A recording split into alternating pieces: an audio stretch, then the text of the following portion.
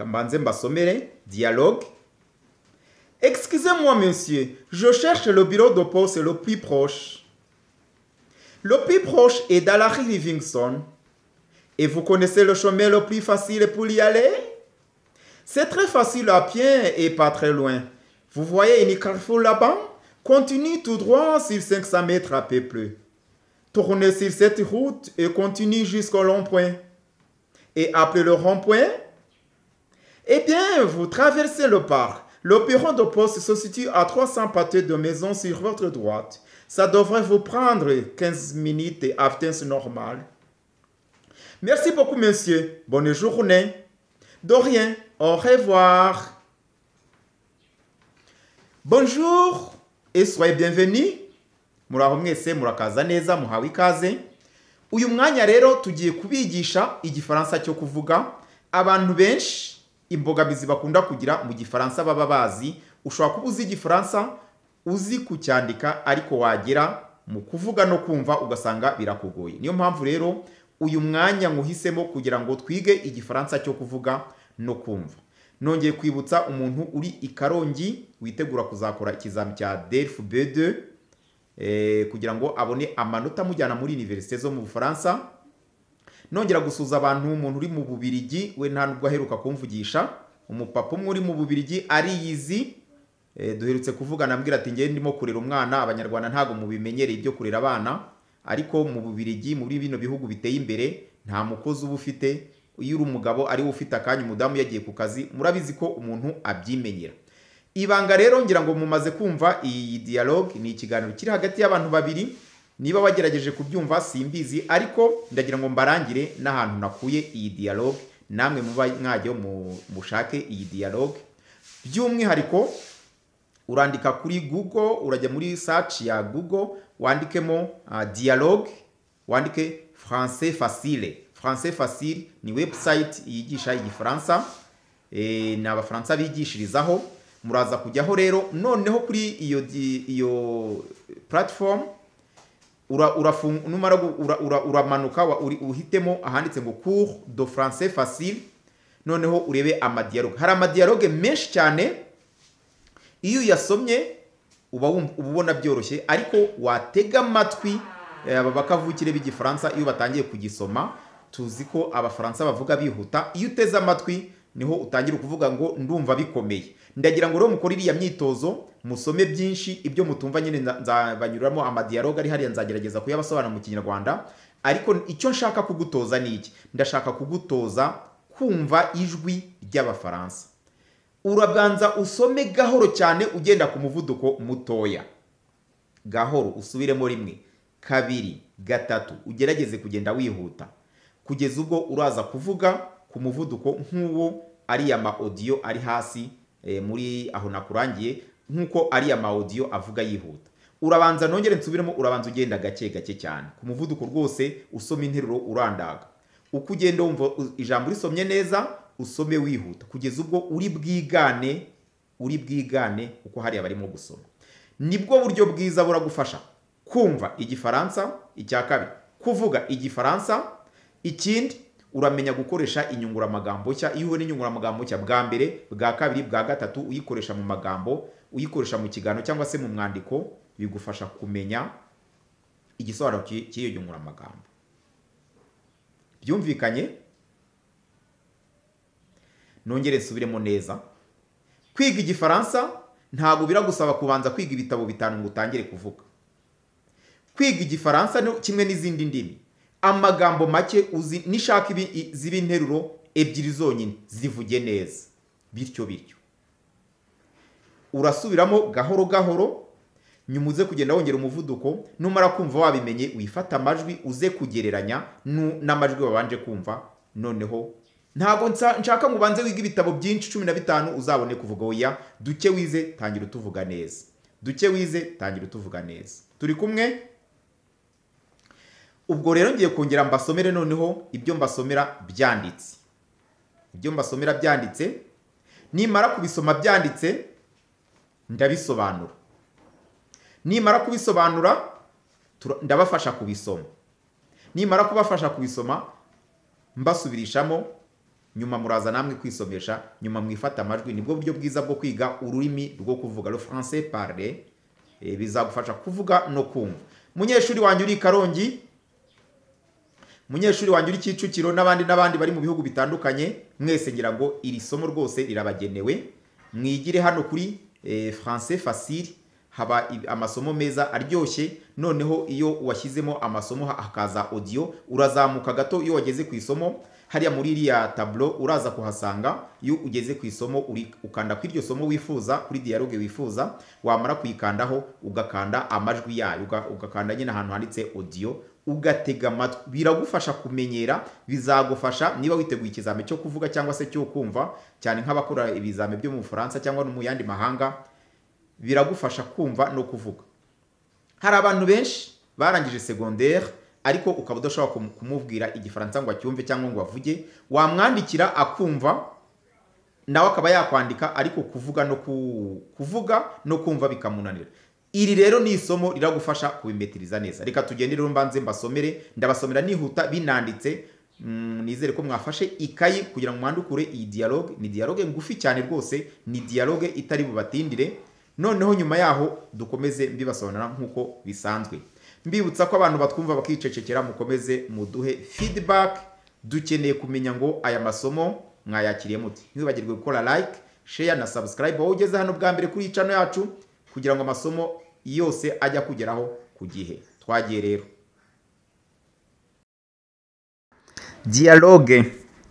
Excusez-moi monsieur, je cherche le bureau de poste le plus proche. Le plus proche est dans la rue Livingston.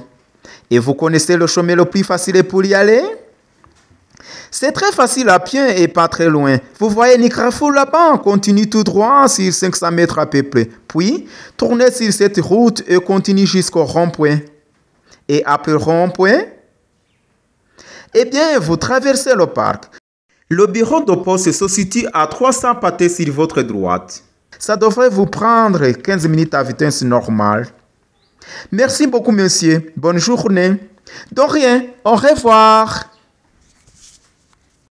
Reka rero dusome tunasobanura. Excusez-moi, monsieur. S'excuser. C'est le verbe s'excuser. Ubundi iyo ugiye gutangira kuvuga, iyo ugiye kubwira umuntu, iyo ugiye gusaba umuntu cyangwa ugiye kumuvugisha, nta guhita umuvugisha utabanje kumusaba uruhushya rwo kugira ngo umuvugishe. Waba ugiye kumuyoboza mu muhanda cyangwa se indi serivisi, waba ugiye kumusaba, yewe niyo umusanze muri office, musanze muri bureau, ntabwo ugomba guhita ugenda ngo umubwire icyo ushaka. Ugomba kuvuga excusez un peu, excusez-moi monsieur, mwanyemerera gatoya. Excusez-moi monsieur, mwanyemerera gatoya bwana. Monsieur ni bwana. Je cherche ni ugushaka. Je cherche le bureau de poste, nshaka ibiro by'iposta. Le plus proche, le plus proche ni ikintu cyegereye. Nearby. Mu cyongereza avuga nearby. Le plus proche. Proche, ikinyura cyacyo ni loin. Loin bivuga kure, proche bikavuga hafi hakwegereye. Plus proche na henyegereye kurushaho. Iyo mvuze plus petit na gatoya kurushaho. Plus grand ni kinini kurushaho. Plus sage kitonze gifite ubushishozi kurushaho. Ubwo nashaka gusobanura ijambo plus. Plus grand kinini kurushaho. Plus petit gito kurushaho. Plus proche cyegereye kurushaho. Le plus proche est dans la rue Livingston. Le plus proche irasimbura ibiro by'iposta. Nuvuga ngo ibiri hafi, le plus proche ibiri hafi, nizere ko murimo kwandika note. Le plus proche est iri dans la rue Livingston. Iri mu muhanda wa Livingston. Nous allons faire la lecture. Excusez-moi, monsieur. Vous allez répéter. Excusez-moi, monsieur. Je cherche les bureaux de poste. Je cherche les bureaux. Les bureaux de poste les plus proches. Les plus proches. Les plus proches. Excusez-moi, monsieur, je cherche les bureaux de poste les plus proches. Excusez-moi, monsieur, je cherche les bureaux de poste les plus proches. Excusez-moi, monsieur, je cherche les bureaux de poste les plus proches. Excusez-moi, monsieur, je cherche les bureaux de poste les plus proches. Twibuke ko intego yacu ari ukuvuga igifaransa neza. Gicyuzi ukivuge neza. Excusez-moi, monsieur, je cherche les bureaux de poste les plus proches. Ibi bigufasha no kucyumva neza. Excusez-moi, monsieur, je cherche les bureaux de poste les plus proches. Les plus proches, les plus proches, les plus proches est dans la rue et dans la rue Livingstone. Les plus proches est dans la rue Livingstone.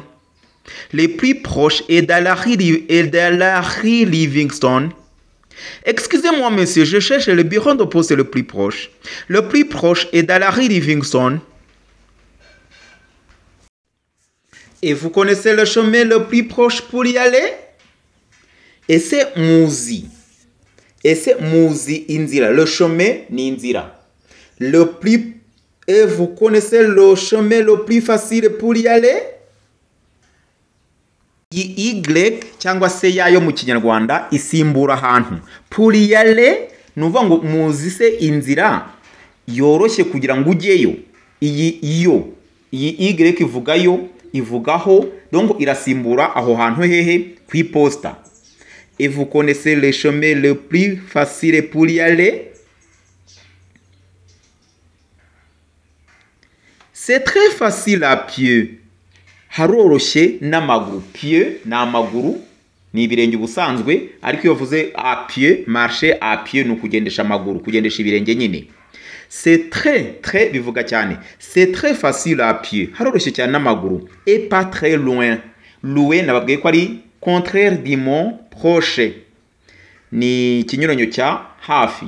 Ni et pas ntabwo ari kure cyane. Et pas très loin.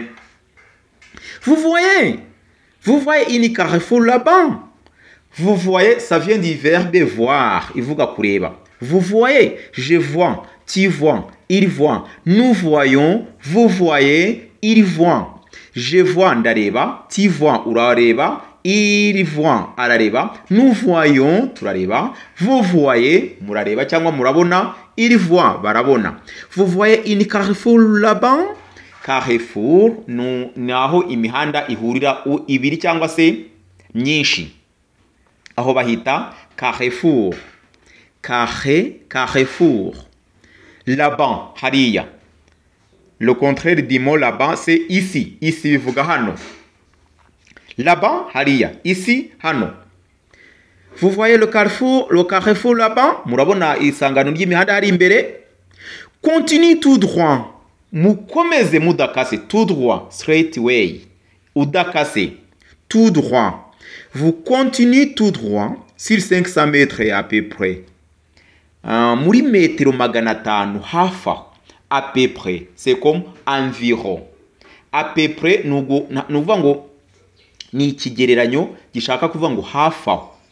Hegereyeho bishobora kuba metero 520, bishobora kuba metero 480, mbese niyo mpamvu akoresheje ijambo ngo 500 mètres à peu près.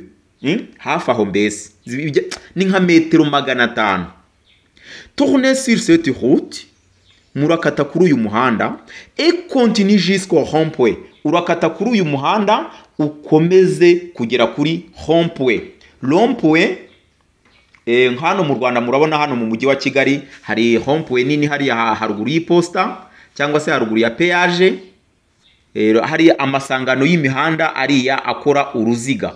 Ijambo rond bivuga kiburungushuye kimeze nk'ipine y'imodoka cyangwa nk'ipine y'igare. Point ni nk'akadomo, na akadomo kazengurutse. Rond-point rero nka hariya mu mujyi ni rond-point, na amasangano y'umuhanda mu Kinyarwanda dukuvunda kuvuga ngo muri rond-point. Tournez sur cette route et continue jusqu'au rond-point. Hanyuma ukomeze ugere muri rond-point. La lecture, vous allez répéter. Et vous connaissez le chemin, et vous connaissez le chemin, mais le chemin, et vous connaissez le chemin le plus facile pour y aller. Le plus facile pour y aller. Et vous connaissez le chemin le plus facile pour y aller. C'est très facile à pied. C'est très facile à pied et pas très loin. Et pas très loin. Loin. C'est très facile à pied et pas très loin. Vous voyez ni carrefour là-bas? Vous voyez ni carrefour là-bas? Continue tout droit. Continue tout droit sur 500 mètres. Continue tout droit sur 500 mètres à peu près. Sur 500 mètres à peu près. Puis, tournez sur cette route. Puis, hanyuma. Tourne nugukata nuguhindukira cyangwa gukata ukate kuri uyu muhanda kuri cette route uyu muhanda umuhanda. Puis tournez sur cette route et continue jusqu'au rond-point. Hanyuma ukomeze kugera jusqu'au rond-point, kugera muri rond-point. Urakomeza uyu muhanda ukomeze ugere muri rond-point. Et après le rond-point, hanyuma se nyuma ya rond-point, après ni nyuma, hanyuma se nyuma ya rond-point, eh bien vous traversez le parc. Traverser kwambukiranya. Traverser ni uguhinguranya, kwambukiranya se. Urambukiranya parike. Le bureau de poste se situe à ibiro by'iposta abiri. Situé. Ntivuze ngo la ville de Kigali se situe dans la capitale du Rwanda, le Kigali. Se situe, kuba ikintu aho kiri. Ni ijambo ni verb bikunda gukoreshwa mu kurangira aho ikintu kiri. Nk'umuntu wakuvuga wenda la capitale du Rwanda se situe à Kigali. Umurwa mukuru w'u Rwanda uri Kigali. Se situe à Kigali. Et après le rond-point, eh bien, vous traversez le parc. Le bureau de poste se situe. Vous allez faire la lecture. Puis, tournez sur cette route. Puis, tournez sur cette route. Et continuez jusqu'au rond-point. Puis, tournez sur cette route et continuez jusqu'au rond-point. Et après le rond-point, le rond-point, eh bien, vous traversez le parc. Eh bien, vous traversez le parc. Le bureau de poste se situe à... Le bureau de poste se situe à 3 pâtés de maison sur votre droite. 3 pâtés. Iyo bavuze pâté de maison. Pâté de maison ni kwa kundi inzu ziba zishoreranye zigakora block. Reka dufate nko ku kigo cy'amashuri. Hari ukuntu wenda bavuga ngo hano hari block y'abasiziyemu, block yo mu wa mbere, ibintu nk'ibyo. Nuva baba bashaka kuvuga umurongo w'amashuri ariho uyu mwaka runaka. Hariho amazu menshi, 1, 2, 3, ibintu nk'ibyo. Urwo rushorerane rero rw'amazu nibyo bita pâté de maison. À 3 pâtés de maison, nuva ngo ni ku namaza ashoreranye, urajya ku nzu ya gatatu ubwo ngubwo. Urajya kuri block ya gatatu nako. Yes. Urajya kuri block ya gatatu, ya mbere, ya kabiri, ya gatatu. Se situe à 3 pâtés de maison sur votre droite. Mu buryo bwanyu. Droite ni mu buryo, gauche ni mu bumoso. 3 pâtés de maison sur votre droite. Ça devrait vous prendre. Ça devrait. C'est le verbe devoir qui est conjugué au conditionnel présent. Ni verbe devoir ivuga kugomba. Ça devrait vous prendre 15 minutes à vitesse normale. 15 minutes. Nuvuga ngo bigomba kugufata iminota 15 ku muvuduko usanzwe. Normal ni ikintu gisanzwe, ikintu utirukanka utanagenda gake. Vous allez répéter. 3 pâtés de maison sur votre droite. 3 pâtés de maison sur votre droite. Ça devrait vous prendre 15 minutes. Ça devrait vous prendre 15 minutes à vitesse normale. À vitesse normale. Merci beaucoup, monsieur. Bonne journée. Merci beaucoup, monsieur. Murakoze cyane bwana. Merci beaucoup. Nugushimira nyine. Urumva yaramuyoboye. Bonne journée. Nabyo nugusezera ukamubwira uti umunsi mwiza. Bonne journée. Umunsi mwiza. Merci beaucoup, monsieur. Bonne journée. De rien. Au revoir.